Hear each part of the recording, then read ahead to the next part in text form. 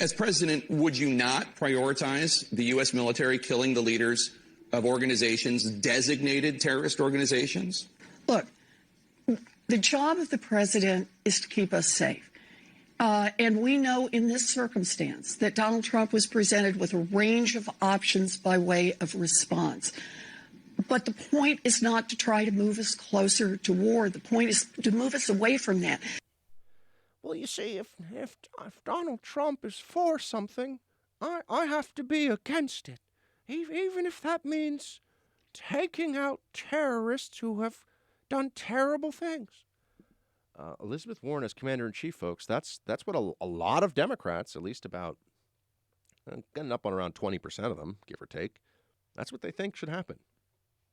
You see this with all these different Democrats coming out now, saying things that are simply absurd. They don't care. They don't care about what the reality is of the strike so much as they care about what the politics of the moment demand of them to say. That is the simple truth. That's what really motivates them one way or the other. Here is, for example, Senator Chris Murphy, who does confer upon Qasem Soleimani a kind of special immunity. Play clip 28, please. It is an assassination. I mean, this is a top official of a foreign government. This isn't the head of a non-state terrorist group. No matter how bad a guy he is, how evil he was a commanding general of a sovereign foreign nation, and we executed him. So I don't think you can call it anything other than an assassination. It's not the first time that America has been involved in assassinating a foreign official, but it's probably the most high-profile foreign official that the United States military has ever executed. He seems to forget that when we declared war on Saddam Hussein, we blew up all of his palaces, not just because we wanted to see them glow in the dark. We were trying to kill him.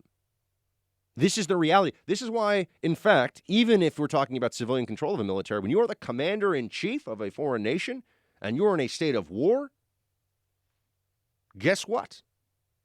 You are in jeopardy. That is the truth. We can say that there's international law that prevents this and all the rest of it, but does anyone really believe if Kim Jong-un was about to tell his missile brigades to launch on South Korea, and we knew that taking him out would prevent that launch, does anyone really think that we'd be getting lectures about how it's a war crime to take out Kim Jong-un? I just pose this to you. First of all, he's wrong on the merits as well about calling this, or just wrong technically about calling this an assassination. This was a military figure in a declared war zone engaged in active hostilities against the United States. Do you think that we could, deploy a 3-star general, just, airdrop him into Iran and have him walk around and try to start calling in airstrikes on targets in Tehran? And then if someone, took him out, we'd say, whoa, hold on, that's a 3-star general. You can't do that. That's actually not how it works. But Chris Murphy doesn't care. It's all about trashing Trump.